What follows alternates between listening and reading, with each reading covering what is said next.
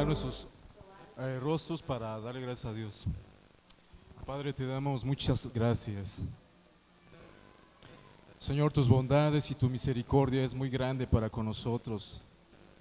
Somos un puñado de pecadores redimidos que estamos aquí congregándonos para adorarte a un Dios santo. Perdona nuestra maldad, Señor. Nuestra vida es tan transparente delante de ti que no podemos excusarnos de nuestras faltas delante de ti. Perdónanos. Y que tu gracia y tu misericordia a través de tu palabra, Señor, sea manifiesta en esta mañana. Que Cristo sea resplandeciente en esta mañana, Señor. Y que tu palabra nos muestre la grandeza del Dios en la cual servimos. Glorifícate, Padre, por amor a tu nombre. Querido Dios, gracias por mis hermanos y los amigos que nos visitan en esta mañana. Que tu Espíritu Santo aplique con poder y con eficiencia tu santa palabra en los corazones de cada uno de ellos.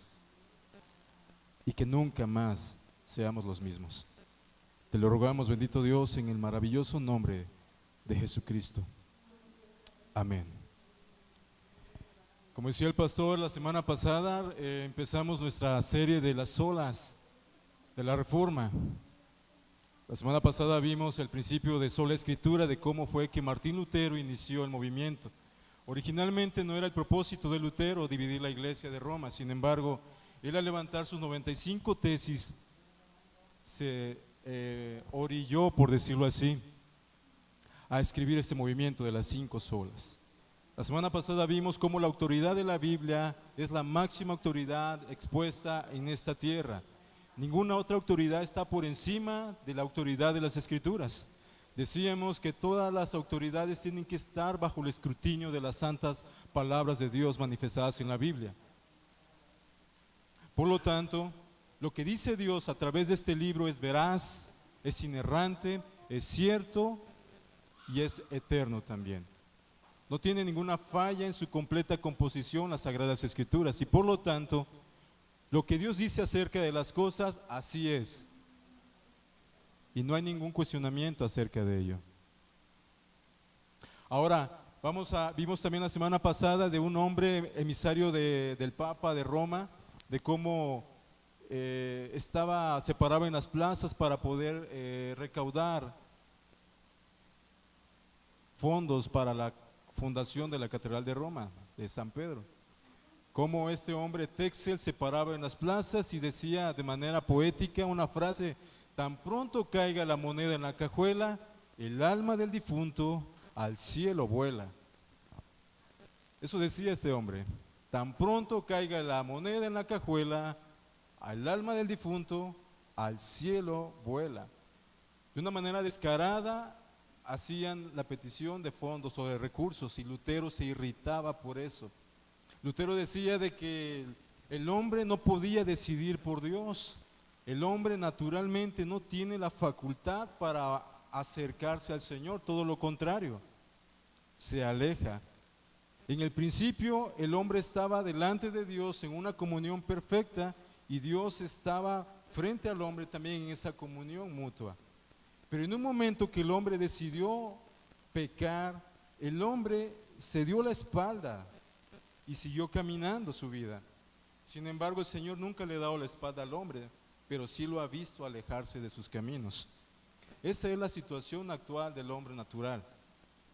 Y hoy vamos a entrar sobre la gracia. ¿Cómo es que la gracia del Señor es impartida a los hombres pecadores?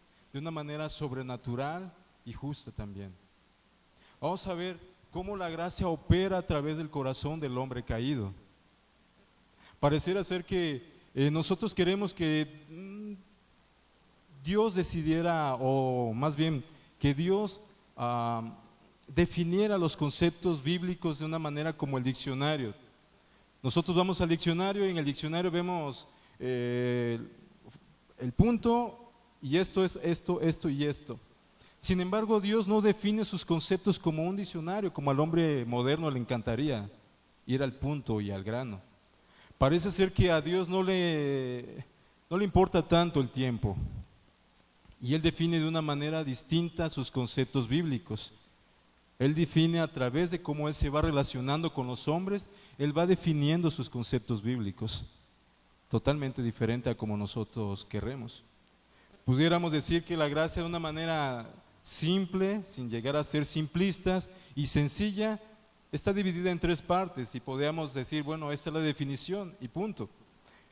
Mira lo que dice 2 de Timoteo 1:9, una de las características de la gracia es que es eterna.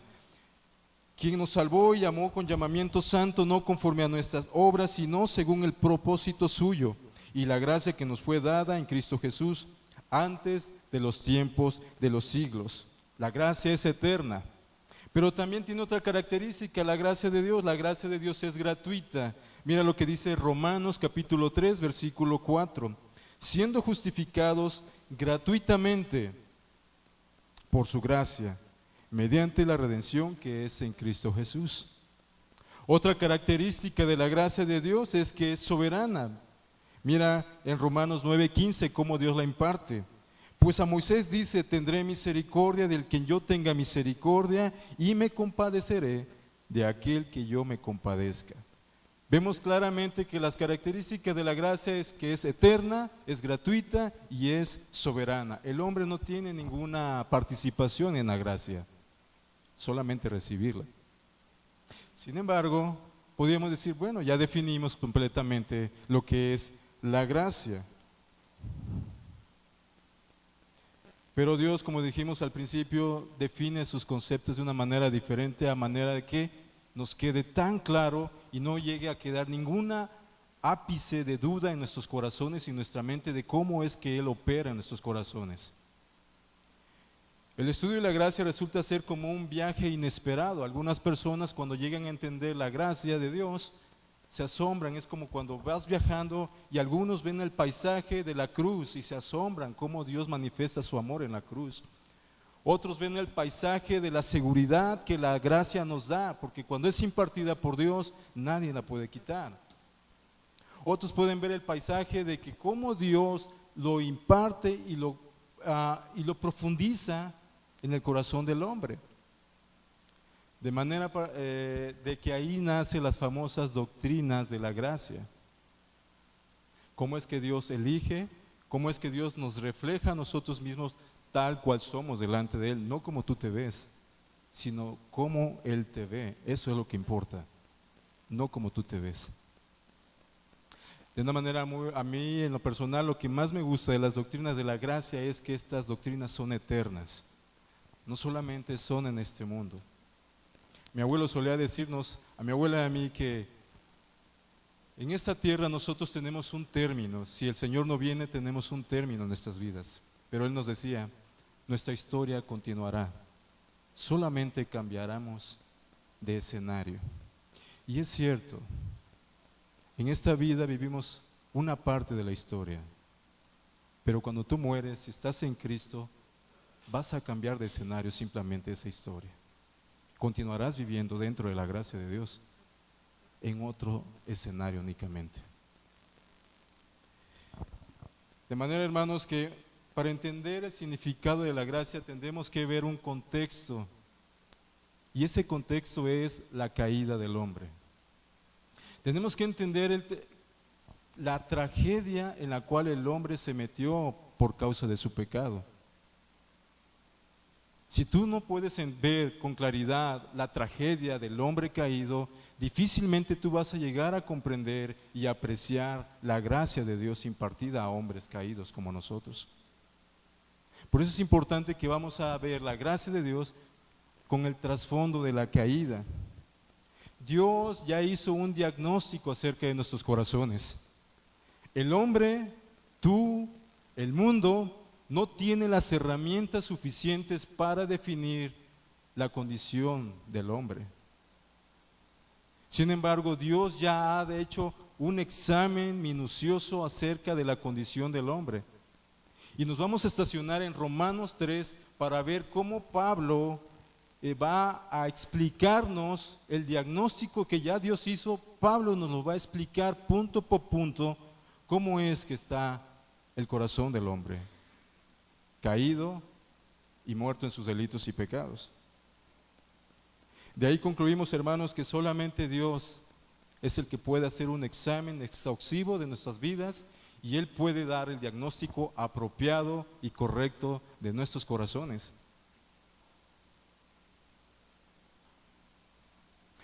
En esta mañana, hermanos, yo pretendo, y es mi oración, que tú y yo salgamos abrumados, sobrecogidos y asombrados sobre la gracia que Dios nos ha impartido. Yo sé que vamos a tocar algunos temas que usted ya conoce. Sin embargo, Pablo a los filipenses, él les dice que para él no es molesto recordarles ciertas cosas. Pedro parecería ser que estuviera en la misma sintonía que Pablo. Pedro también le dice a los hermanos, le dice, no me es molesto, al contrario, mientras yo tenga vida, mientras yo esté en este cuerpo, procuraré hablarle cosas que ustedes ya saben. Eso lo dice Pedro en la segunda de Pedro 1:12. De manera que vamos a estar tocando algunos puntos que tú ya conoces, pero que no sea gravoso para ti. Vamos a estacionarnos en Romanos 3, capítulo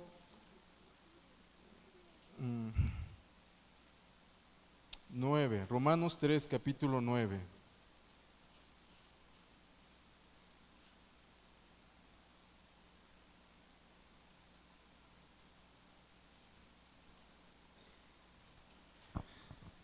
El mensaje que Pablo está diciendo en esta mañana, bueno, en este texto, no es un mensaje evangelístico a una iglesia de inconversos o a un grupo de inconversos.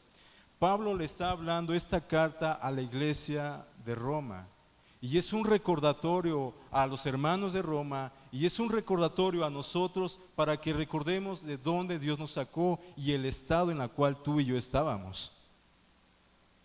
Es un recordatorio, en otras palabras, a los cristianos de la condición en la cual estábamos.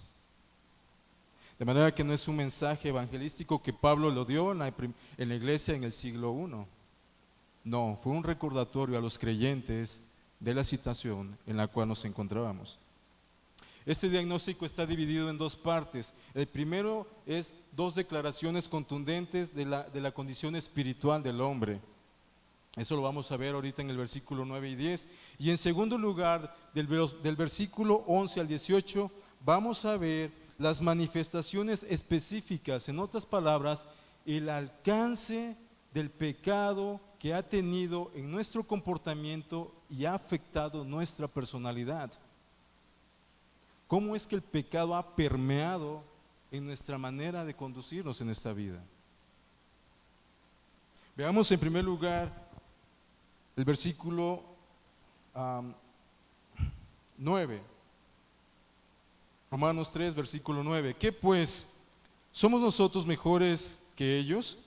En ninguna manera, pues ya hemos acusado a judíos y a gentiles que todos están bajo pecado. Primera declaración de Pablo: todos están bajo pecado. Date cuenta que Pablo no dice que algunos cometen pecado de manera incidental o de manera ocasional. El hombre pecador así se ve, que de vez en cuando haces cosas malas. Pero Pablo está diciendo contundentemente que todos están bajo pecado, atados a una esclavitud. Mis amados hermanos y amigos que nos visitan, esa es tu condición, atado y esclavizado al pecado. Por supuesto, el pecador no se ve así. Él cree que es libre porque él hace lo que le da la gana. Él hace lo que él quiere y él cree que por tomar sus propias decisiones cree que está siendo un hombre libre. Él no se ve a sí mismo como un hombre pecador y esclavizado. El pecador cree que sus cadenas son alas cuando realmente está atado y está esclavizado también. Se dice que en una ocasión estaba un joven caminando en un parque en Inglaterra y se topa con un predicador puritano allá en el siglo XVII y este joven se acerca con este predicador y le dice: oiga, usted es de esos predicadores que habla del pecado, que habla de que tenemos un problema con Dios por el pecado y del peso del pecado. Dígame, ¿cuánto pesa el pecado? Porque yo nunca lo he sentido. ¿Cuánto pesa? ¿10 libras? ¿50 libras? ¿100 libras? ¿Cuánto pesa el pecado? Porque yo nunca lo he sentido. De una manera sabia y astuta, este predicador puritano iban atravesando ya por un panteón, por un cementerio, y le dice y lo lleva al cementerio a este joven. El predicador le dice al joven: mira, ponle 500 libras de arena a esa tumba, a ese cadáver. No, es más, ponle 1000 libras de arena a ese cadáver. El predicador le pregunta al joven: ¿tú crees que va a sentir ese cadáver el peso de la arena? El joven le dice de una manera hasta molesta, como que el predicador estaba insultando su inteligencia, le dice: por supuesto que no. ¿Cómo va a sentir el cadáver el peso de la arena si está muerto? El predicador le dice: es exactamente lo que ocurre de manera espiritual con el hombre caído. El hombre naturalmente no puede sentir el peso del pecado porque está muerto. Y el predicador le dijo y confrontó a este joven: esa es tu condición. Tú no puedes sentir el peso del pecado, eres ajeno al pecado, eres indiferente al pecado porque estás muerto espiritualmente. Y mis hermanos, en esa condición estábamos. Y si tú estás aquí sin Cristo, esa es tu condición también. Tú no puedes sentir el pecado, te necesitas estar vivo para sentir el peso del pecado. Si Dios no hace algo, tú continuarás así. El hombre está muerto. Pero lo que la Biblia enseña, mis hermanos, es que la voluntad del hombre ha sido esclavizada también por el pecado. Siempre lo que el pecador hace de su voluntad, lo hace con motivos pecaminosos, porque su corazón está en pecado y su voluntad ha sido esclavizada al pecado también.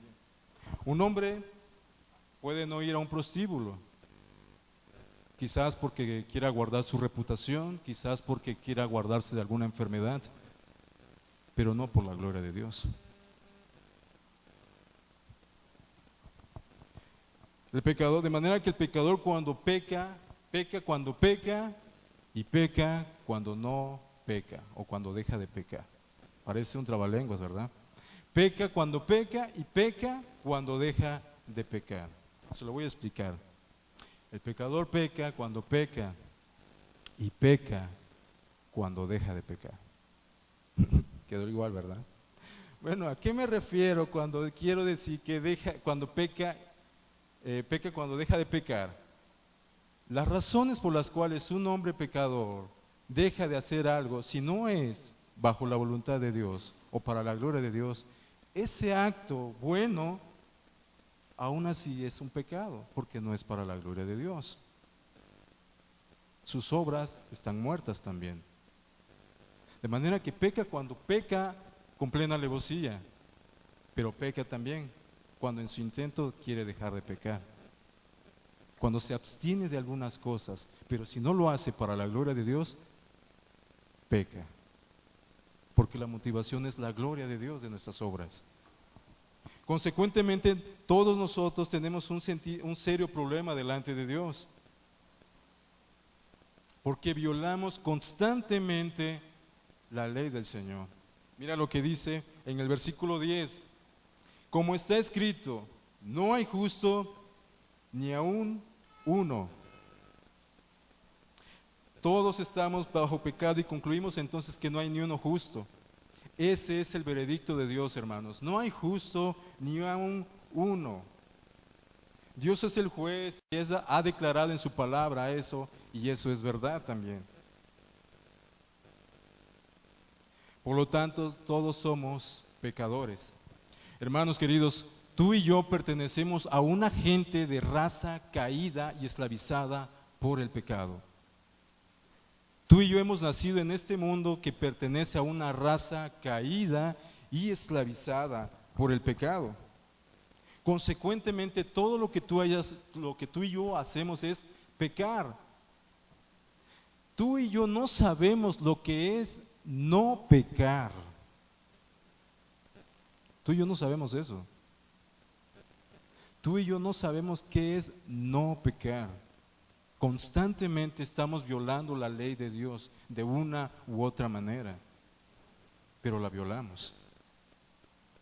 ¿Cuál es el mandamiento más glorioso, más grande que Dios ha dejado en su palabra?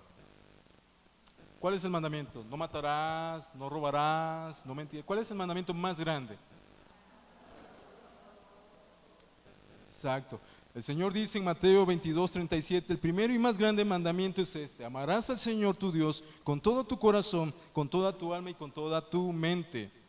Por lo tanto, hermanos, la violación a ese mandamiento es el más grande de nuestros pecados. No amar al Señor es el más grande de nuestros pecados. Y lo contradictorio de esto es, hermanos, que nosotros nos amamos a nosotros mismos. Nos amamos a nosotros mismos. Nos amamos con todo nuestro corazón, con toda nuestra fuerza y con toda nuestra alma. Nos amamos, nos idolatramos a nosotros mismos. Somos nuestro propio Dios. Somos nuestro propio Dios. Y de ese pecado fundamental, como una fuente, surgen otros más pecados. Somos egoístas, somos orgullosos, somos nuestro Dios. Pero ahora Pablo, a partir del versículo 11, nos va a explicar los estragos que ha hecho el pecado en nuestras vidas. Va a explicarnos cómo es que el pecado ha afectado nuestra manera de pensar y nuestra manera de conducirnos también. Nos va a explicar la causa profunda del pecado. Versículo 11 de Romanos 3. No hay quien entienda, noten el absoluto, no hay quien entienda, no hay quien busque a Dios. El intelecto, la mente del hombre natural funciona muy bien para muchas otras cosas, pero no para entender a Dios como Él debe de ser entendido, no para amar como Dios debe de ser amado. El hombre piensa muy bien. Ve la tecnología, ve allá afuera los avances tecnológicos. Tiene una mente formidable el hombre, pero en su mentalidad natural no está capacitado para amar ni entender a Dios. El hombre naturalmente tiene un conflicto con Dios, no lo puede entender, no lo puede comprender. No lo puede entender. Hay personas que te puedan decir, oye, explícame eso de la Trinidad, ¿cómo es que es un Dios uno y a la vez tres? No entiendo eso. Quiere encajar en su mente tan pequeña y racional la mente magnífica de Dios. No la puede entender. No puede entender cómo es que Dios opera en el corazón regenerado, en un corazón caído para regenerarlo. Efesios 4, 17, 18 dice: los hombres que no conocen a Dios andan en la vanidad de su mente, teniendo el entendimiento entenebrecido, ajenos de la vida de Dios por la ignorancia que en ellos hay, por la dureza de su corazón. El hombre incrédulo tiene prejuicios a Dios y ante su palabra.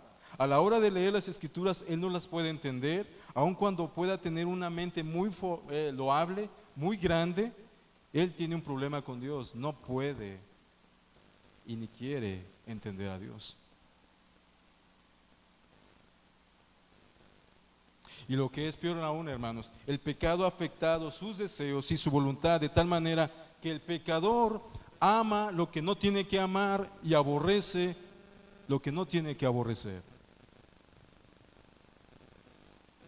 Versículo 11, mira lo que dice: no hay quien entienda y no hay quien busque a Dios. Todos los hombres incesantemente buscan la felicidad, buscan darle propósito y significado a sus vidas. Todos. Algunas personas, con tal de darle el sentido a sus vidas, se alinean a alguna creencia religiosa, con tal de darle sentido y propósito a sus vidas. Pero Pablo nos dice contundentemente que en el mundo entero no ha habido ni una sola persona que naturalmente busque al Dios de la Biblia, al Dios verdadero. Naturalmente el hombre no lo busca. No lo busca. A lo mejor tú puedes decir, bueno, Claudio, pero es que hay personas que buscan. No, posiblemente están buscando los beneficios de ese Dios, pero no lo están buscando como Él merece ser buscado. Y la Biblia es clara, dice que no existe a través de la historia, no ha existido una sola persona que naturalmente busque al Dios verdadero.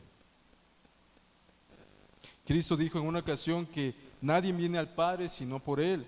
A menos que Dios haga una obra regeneradora en nuestros corazones, transformándonos profundamente, es que podemos venir a Dios.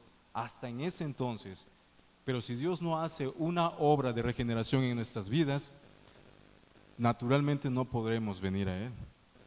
Amamos lo que nos daña, hermanos, y aborrecemos aquello que es para nuestro bien. Hay un pastor que hace esta ilustración, y voy a usar su ilustración, de una paloma con un buitre. Piensa por un momento, tienes una paloma y tienes a un buitre, y pones delante de ellos alpiste y pones carroña. Naturalmente la paloma, ¿por cuál se va a inclinar? Por el alpiste. Y naturalmente el buitre, ¿por cuál se va a inclinar? Por la carroña. Si tú quieres que el buitre se incline a comer el alpiste, tienes que cambiar su naturaleza de manera profunda. Tienes que cambiar la naturaleza de un buitre para que el buitre deje de comer carroña, que es su naturaleza, para que ahora comience a comer el alpiste, que no es su naturaleza. Y de manera similar, hermanos, eso es exactamente lo que Dios hace en nuestros corazones a la hora de la regeneración. Hace un cambio tan profundo en el asiento mismo de nuestra personalidad, que por primera vez cuando venimos a Dios, por primera vez nuestros pensamientos empiezan a funcionar como deben de funcionar. Nuestra manera de actuar empieza a funcionar como debe de ser, como debe de funcionar. Hasta en ese momento. Pero si Dios no hace eso, nuestra vida es un desastre completamente.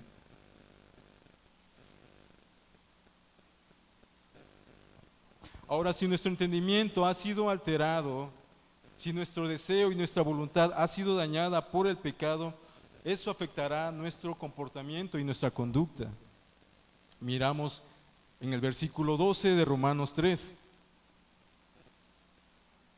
Todos se desviaron,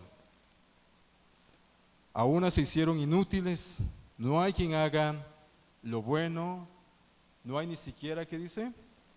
Uno. Nuevamente, todos se desviaron. ¿Ves el absoluto otra vez? Todos.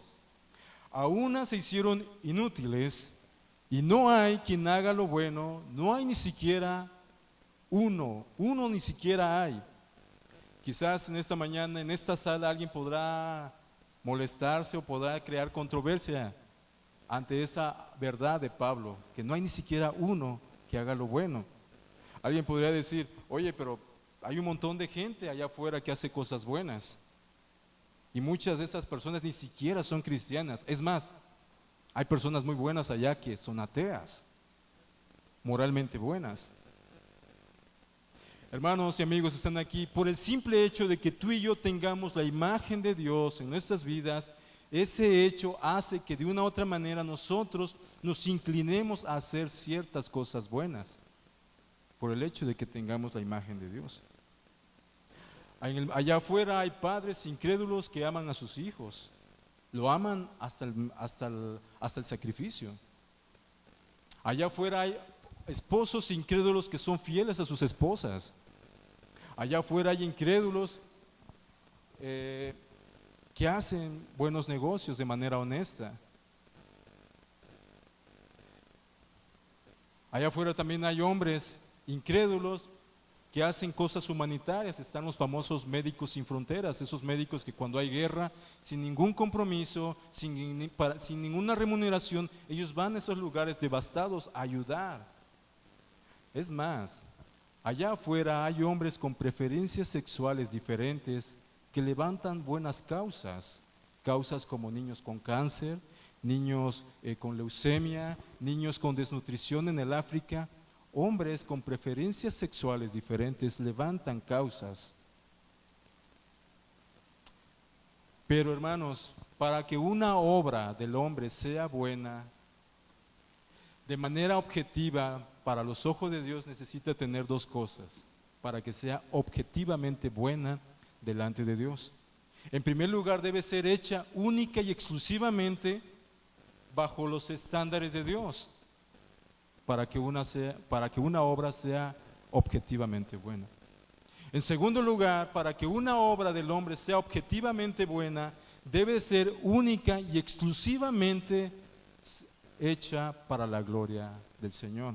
Mira lo que dice Mateo 5:16, el Señor es muy claro. Así alumbre vuestra luz delante de los hombres, para que vean vuestras buenas obras y que glorifiquen a vuestro Padre que está en los cielos. Como nosotros tenemos una idea distorsionada de Dios, nosotros tenemos una idea distorsionada de nosotros mismos, solemos minimizar nuestros pecados y sobreexaltar nuestras buenas obras. Y pensamos que las obras que tú y yo hacemos deben de ser aceptadas como justas delante de Dios. Pretendemos de que lo que hacemos deben de ser aceptadas delante de Dios como buenas. Sin embargo, hermanos, el concepto que tú tienes como buena obra y el concepto que Dios tiene como buena obra es totalmente diferente y abismal. No es lo mismo. Hay otro ejemplo voy a tomar un ejemplo de otro pastor. Ustedes han jugado Monopolio, ¿verdad? Monopolio, compras propiedades, ganas mucho dinero en Monopolio, pierdes propiedades, pierdes dinero. Ahora imagínate por un momento que una persona que está jugando este juego de Monopolio pierde el sentido de la realidad. Piensa que perdió el sentido de la realidad y empieza a creer que los negocios del monopolio son verdad. Al siguiente día este individuo se viste muy bien, se pone el traje y se va al banco, a Banamex, y busca un agente de cuenta, un ejecutivo personal para que le abra una cuenta, y él dice: yo quiero abrir una cuenta con $1,000,000. ¡Wow! El ejecutivo va a pensar en la comisión que va a recibir por ese depósito y lo atiende de maravilla a este cliente. Lo sienta, le invita un café, un agua, unas galletas y empieza a abrir la cuenta. Le explica el contrato y todo lo demás. El hombre está muy serio ahí, seguro de lo que va a hacer. Abrir una cuenta con $1,000,000. Van a la ventanilla y la sorpresa que se llevan es que a la hora de abrir el maletín este hombre se dan cuenta que es $1,000,000 en monedas de monopolios. $1,000,000 en monedas de monopolios. Ten seguro que lo primero que van a pensar los del banco van a hacer: este hombre está loco, hay que hablar a un psiquiatra porque perdió la razón. ¿Cómo quiere abrir una cuenta con $1,000,000 en monedas de monopolio? De manera similar, mis queridos hermanos, eso ocurre en el reino celestial. Nuestras buenas obras no tienen una validez delante del banco celestial. Delante de la presencia de Dios, tus obras no tienen ninguna validez como moneda de monopolio. Ahora, no estoy diciendo que las buenas obras que hagamos en esta tierra no tienen nada que ver o son malas, no, porque es mejor ser un padre responsable a ser un padre irresponsable. Pero mis hermanos, esas obras solamente tienen validez en el juego de esta vida. En el banco de Dios, en la presencia de Dios, la única obra que tiene validez es la justicia de Cristo en nuestros corazones. Es la única. Nuestras obras injustas no tienen ninguna cavidad. Tú agarras una obra buena, pero tus manos están manchadas, están enlodadas y tú las llevas delante de Dios. No tienen validez para Dios esas obras. Mira lo que dice Isaías 64:6. Cómo Dios determina, cómo Él ve tus buenas obras. 64:6 de Isaías dice: todos nosotros, otra vez el absoluto, todos nosotros somos como suciedad y todas nuestras justicias como trapo de inmundicia. ¿Leíste eso? Todas nuestras justicias, todas nuestras obras son como trapo de inmundicia. Son trapos de inmundicia delante de Él. No hay justo ni uno, no hay quien entienda y además nadie busca a Dios. No hay ni siquiera uno.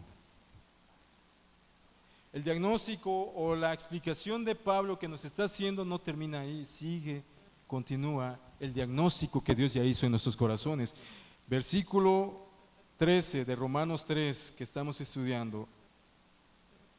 Sepulcro abierto es su garganta, con su lengua engañan. Veneno de áspides hay debajo de sus labios. Su boca está llena de maldición y de amargura. Mira el diagnóstico del Señor nuevamente. Sepulcro abierto es su garganta, en su lengua engañan. Veneno de áspides hay debajo de sus labios y su boca está llena de maldición y amargura. La Biblia es clara cuando dice que de la abundancia del corazón habla la boca.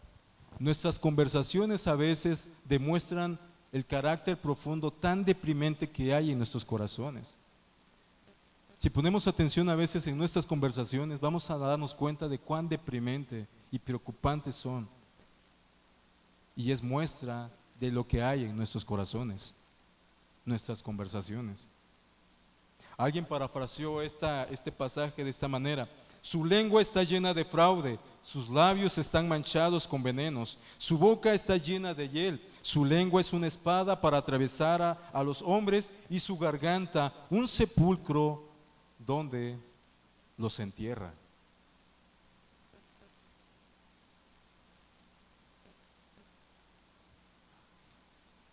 Somos tan contradictorios nosotros a la manera de hablar y cuando nos comportamos también.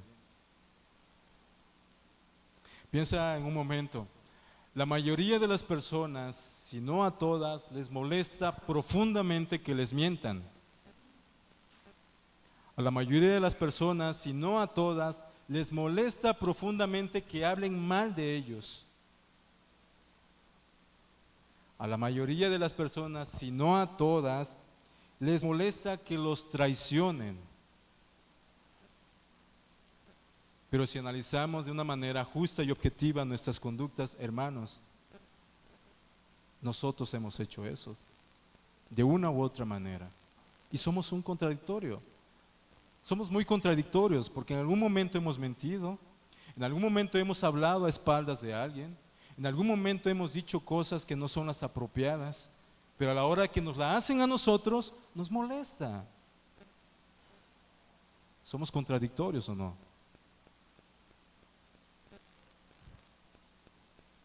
Hay un cuadro que pinta en Jeremías, vamos a Jeremías capítulo 9.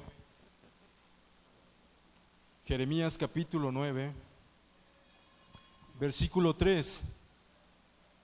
Jeremías 9, versículo 3 dice: hicieron que su lengua lanzara mentira como un arco, y no se fortalecieron para la verdad en la tierra, porque de mal en mal procedieron. Y me han escondido, dice Jehová, me han desconocido, dice Jehová. Guárdese cada uno de su compañero y en ningún hermano tenga confianza, porque todo hermano engaña con falacia y todo compañero anda calumniando. Y cada uno engaña a su compañero y ninguno habla verdad. Acostumbraron su lengua a hablar mentira, se ocupan de actuar perversamente.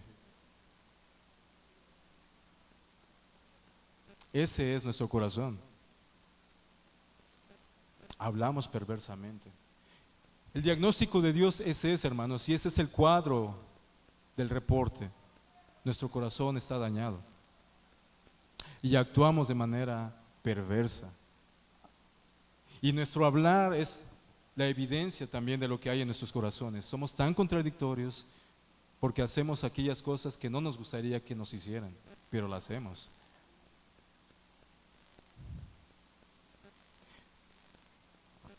Ese es el hombre.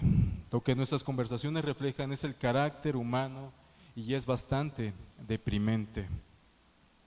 Por supuesto, eso que se revela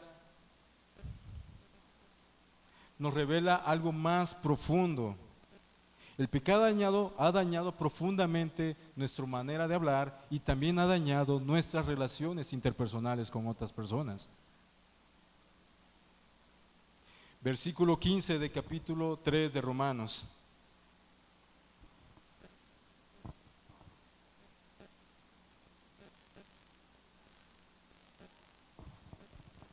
Capítulo 15. Sus pies se apresuran para derramar sangre.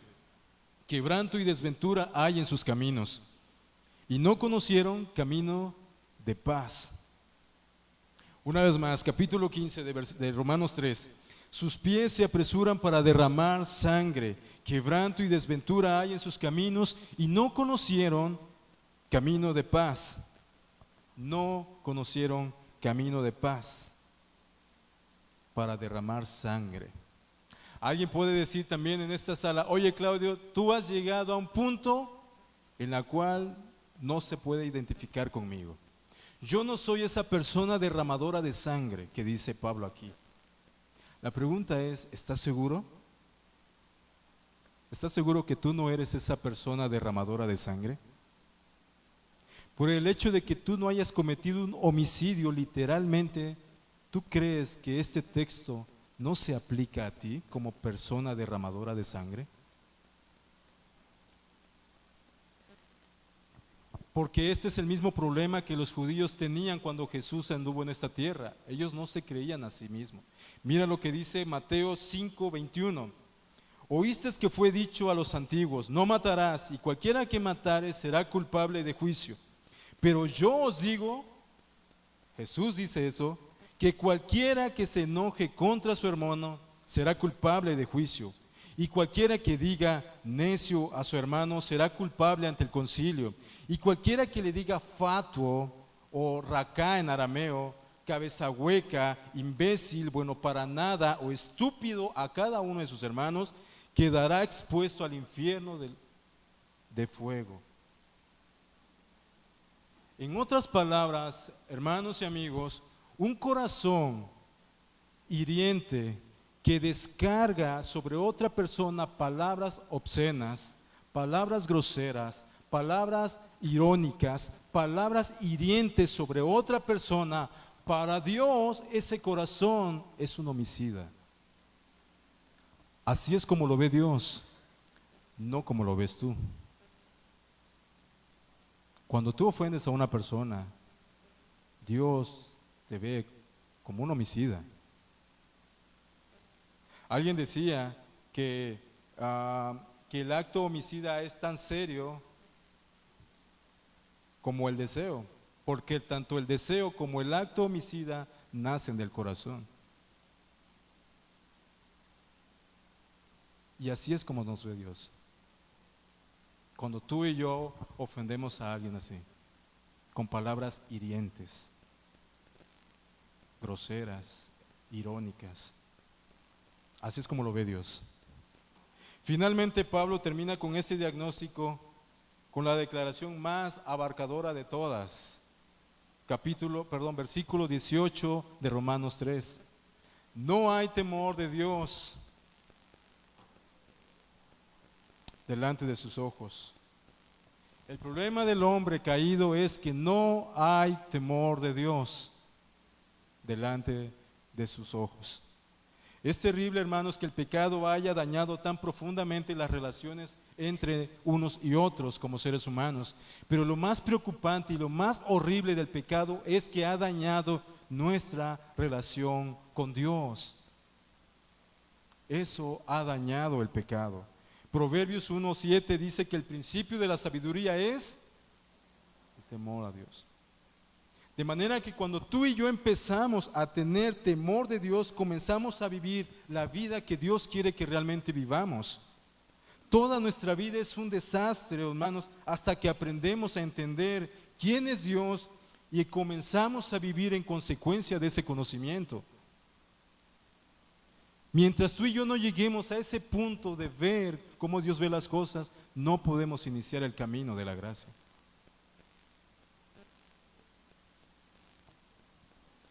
El problema que Pablo nos está mostrando en estos pasajes es que el hombre ha tomado una decisión voluntaria de caminar a espaldas de Dios, como si Dios no pensara de las cosas, como que lo que Dios dijera no tuviera una razón.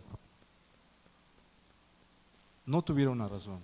La semana pasada hablábamos que el hombre incrédulo tiene problemas para aceptar la autoridad de este libro.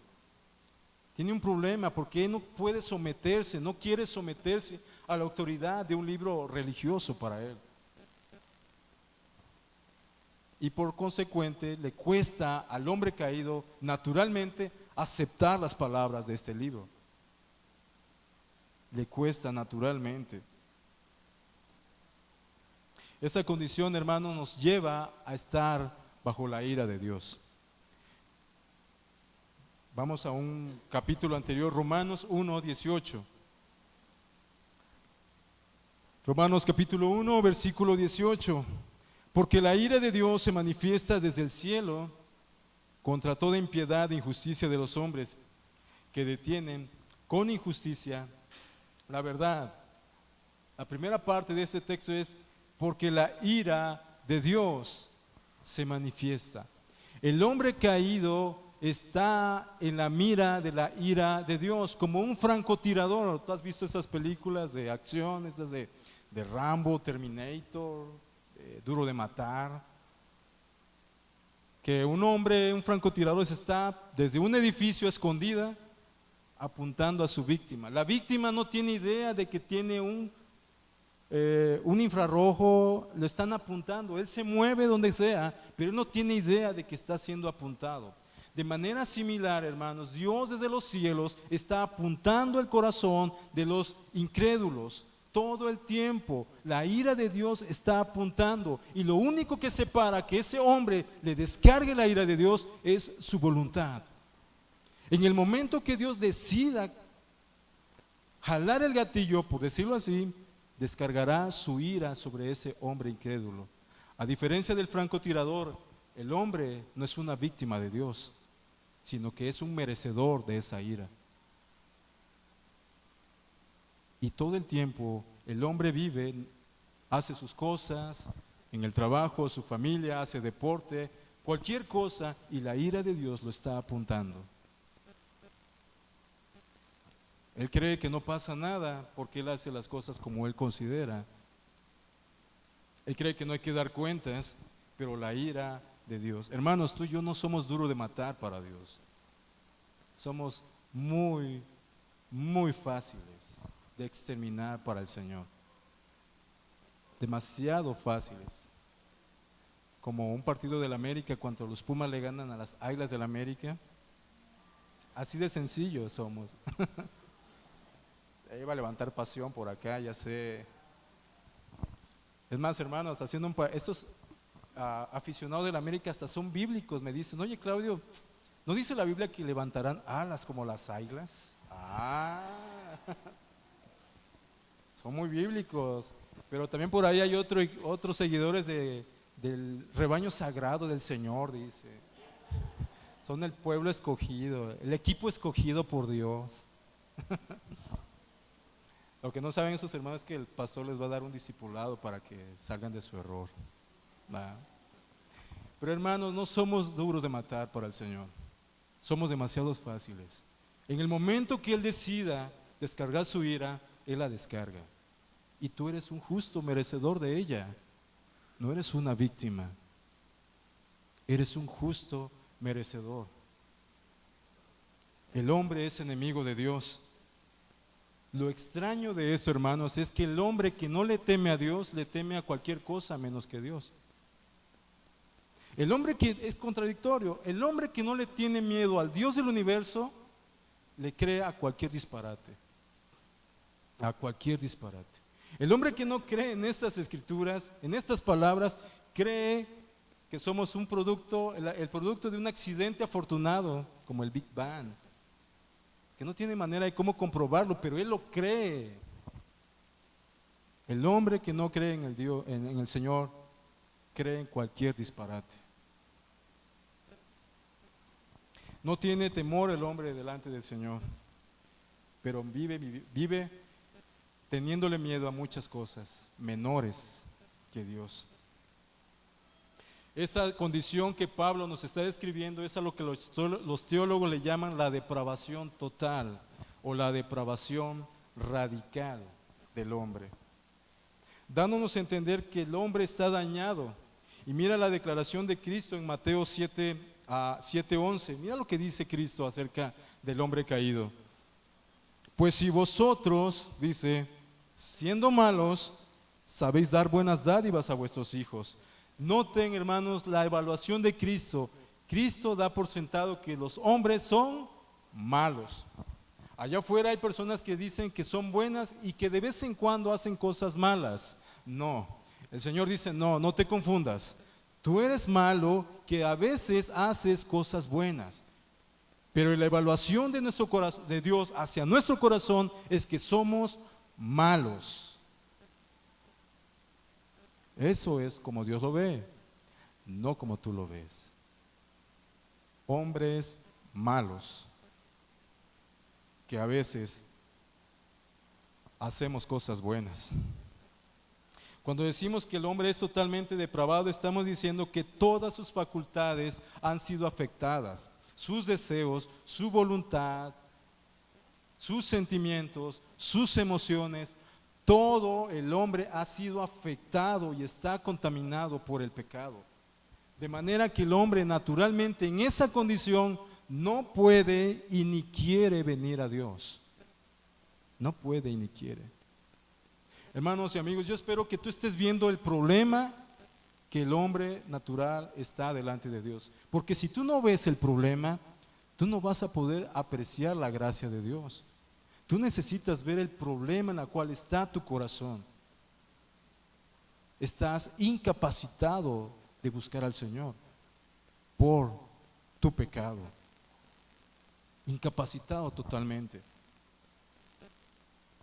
Y es aquí en este panorama tan tétrico, en este panorama tan oscuro, en este panorama tan adverso en la cual brilla la gracia de Dios en nuestras vidas. Porque Dios en su soberanía y en su amor, Él decidió hacer algo por este hombre que acabamos de describir. Él decidió hacer algo.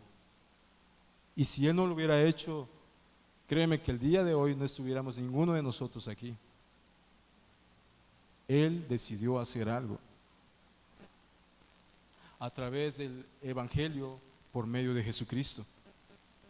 Porque es precisamente por este hombre que acabamos de describir, enemigo y dañado, que Dios diseñó un plan de salvación.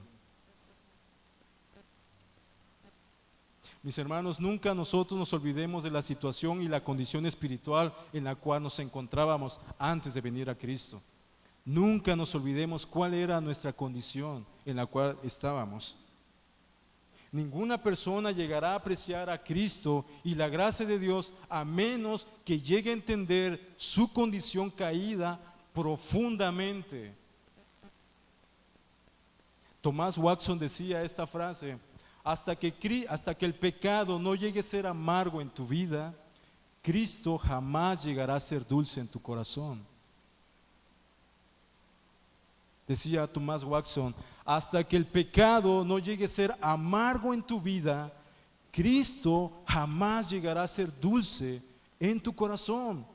Tú necesitas tener una claridad del pecado y una conciencia grande. Y este era el problema que Martín Lutero llegó a tener. Si alguien, por decirlo así, si había un católico de católicos, ese era Lutero. Dice la historia que Lutero, él se confesaba entre 2 a 3 horas diarias. Dice que los sacerdotes en aquel tiempo lo tenían enfadado. Era tal la conciencia del pecado de Lutero que en cuanto él salía del confesionario, él se acordaba de un pecado y regresaba otra vez a confesarse. Se paraba y se acordaba otra vez de otro pecado y regresaba a confesarse. Así estaba la vida, de manera que Lutero llegó a frustrarse. Alguien le preguntó a Lutero: oye Lutero, ¿tú amas a Dios? Y él se voltea muy molesto con esta persona. ¿Cómo que si amo a Dios? Yo siento que odio a Dios porque vivo en pecado constantemente. ¿Cómo puedo amar a Dios si vivo pecando y transgrediendo sus leyes constantemente? Esta era la conciencia que había adquirido Lutero al leer el libro de Romanos. Y es la conciencia que tú y yo necesitamos, de la conciencia de pecado cada vez más. Hermano, tú que has nacido de nuevo, regenerado de nuevo, tú cada día necesitas ser más consciente del pecado. Tu conciencia debe de crecer más y más del pecado. acerca de las faltas que hacemos, ya sea conscientes o inconscientes, hacia Dios. Porque en última instancia es a Él a quien ofendemos. Y nuestra conciencia debe de crecer más y más. Efesios, la carta de Efesios, capítulo 2.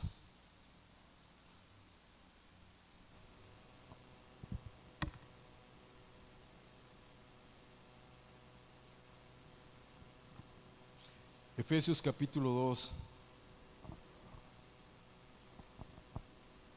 Vamos a leer del 1. Efesios 2:1. Y Él os dio vida a vosotros cuando estabais muertos en vuestros delitos y pecados. Nos vamos a detener tantito. ¿Qué dice? ¿Que estabas qué? Estabas medio muerto. No, muerto en tus delitos y pecados, en los cuales anduvisteis en otro tiempo, siguiendo la corriente de este mundo, conforme al príncipe de la potestad del aire, el espíritu que obra y opera en los hijos de desobediencia, entre los cuales también todos nosotros vivimos en otro tiempo, en los deseos de nuestra carne, haciendo la voluntad de la carne y de los pensamientos, y éramos por naturaleza hijos de ira, lo mismo que los demás, pero... Qué glorioso pero, hermanos. Cada vez que tú leas la Biblia, ponle atención a los peros de Dios. Pero, acabamos de leer Efesios, en estos textos, acabamos de leer nuestra condición, pero en medio de ese hay un pero.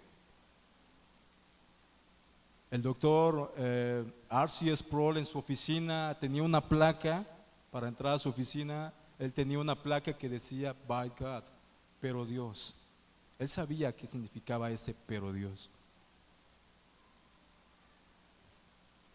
Pero Dios, que es rico en misericordia, por su amor con que nos amó, aun estando nosotros muertos en pecados, nos dio vida juntamente con Cristo. Por gracia sois salvos, y juntamente con Él nos resucitó, y asimismo nos hizo sentar en lugares celestiales con Cristo Jesús, para mostrar en los siglos venideros las abundantes riquezas de su gracia, en su bondad para con nosotros en Cristo Jesús. Por gracia sois salvos por medio de la fe, y esto no de vosotros, pues es don de Dios. Por gracia. La gracia de Dios tuvo que entrar en acción en nuestras vidas para rescatar a ese hombre caído y dañado, enemigo de Dios, para salvarlo. Eras un enemigo del Señor y caminabas a espaldas de Dios también.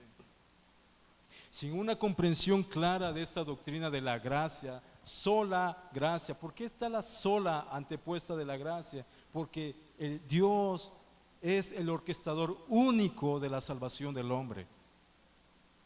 Él fue el que planeó la salvación. Por eso es sola gracia. Solo Dios hizo algo por el hombre caído. El hombre caído no hizo nada.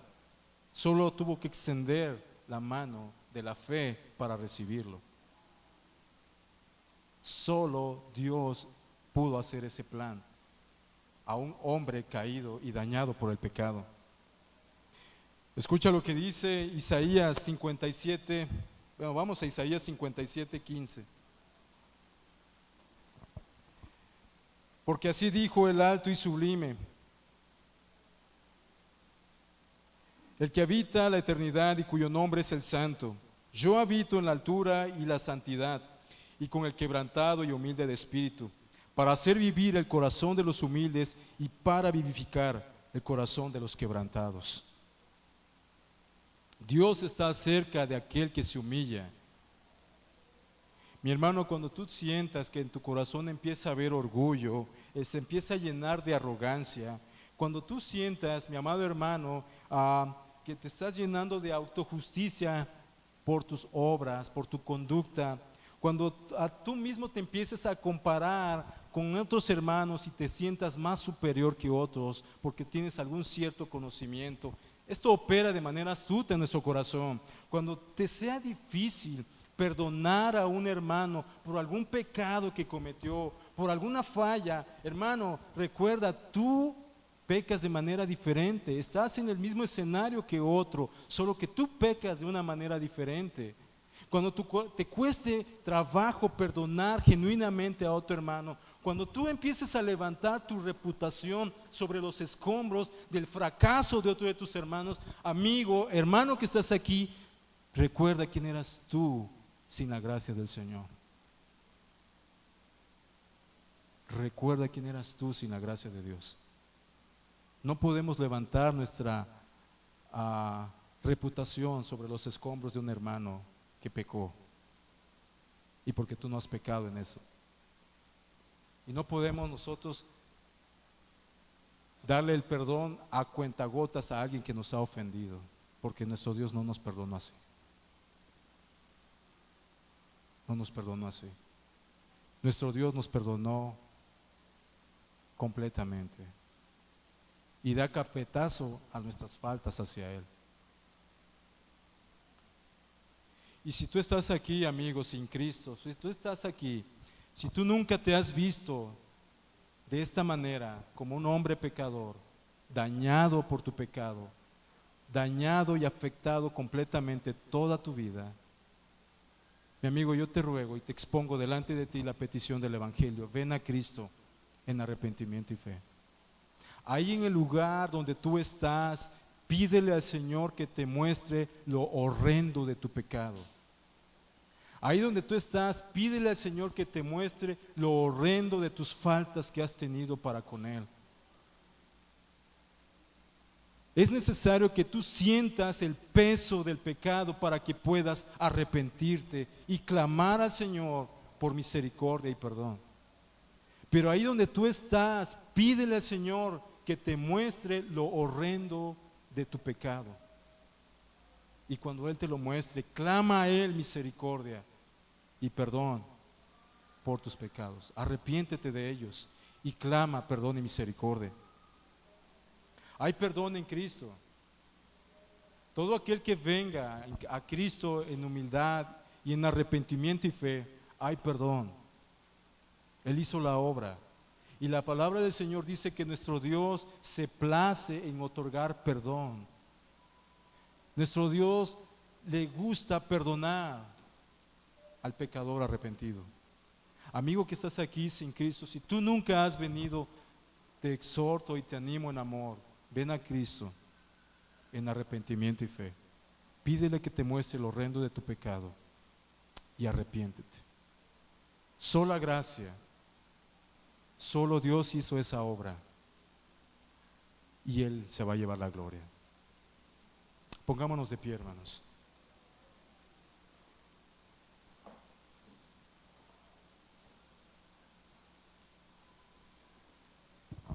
Y demos gracias al Señor por lo que Él hizo, por la obra de redención, por su evangelio, por enviarnos a Cristo. Tú y yo no solamente, uno de los significados de la gracia no es que solamente es un favor inmerecido de parte de Dios hacia nosotros. Es que nosotros éramos indignos de recibirla. Nosotros nos hicimos indignos de recibir esa gracia. No solamente no la merecías, eras indigno de recibirla también. Sola gracia. Padre eterno, querido Dios, te damos gracias.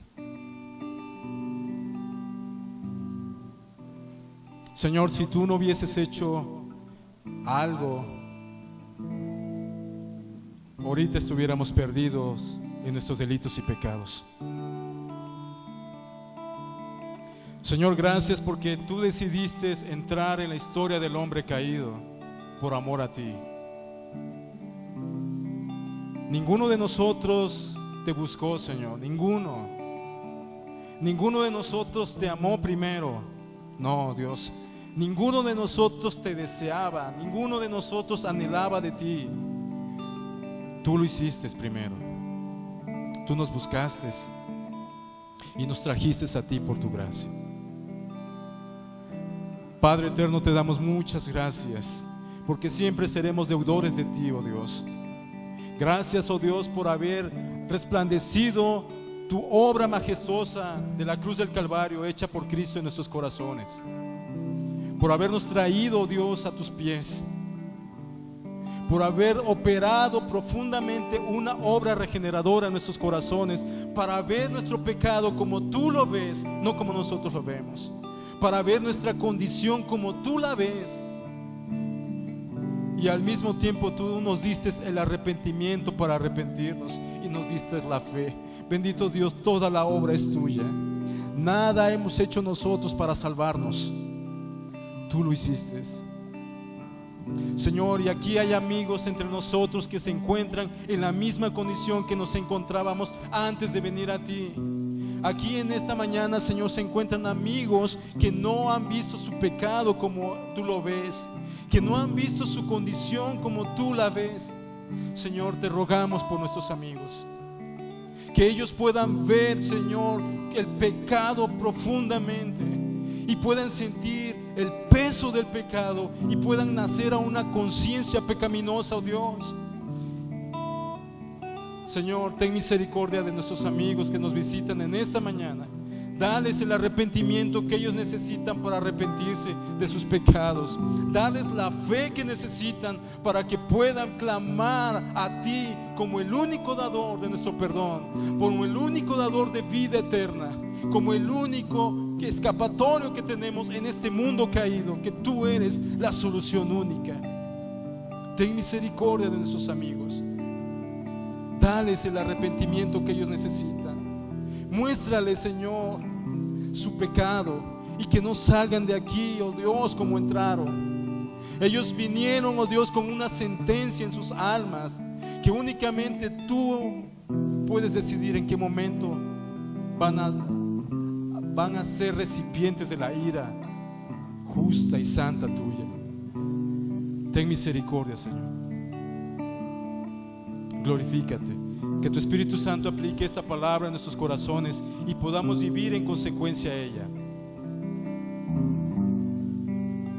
Por amor a ti, Señor, por amor a tu nombre. En el nombre de Jesús.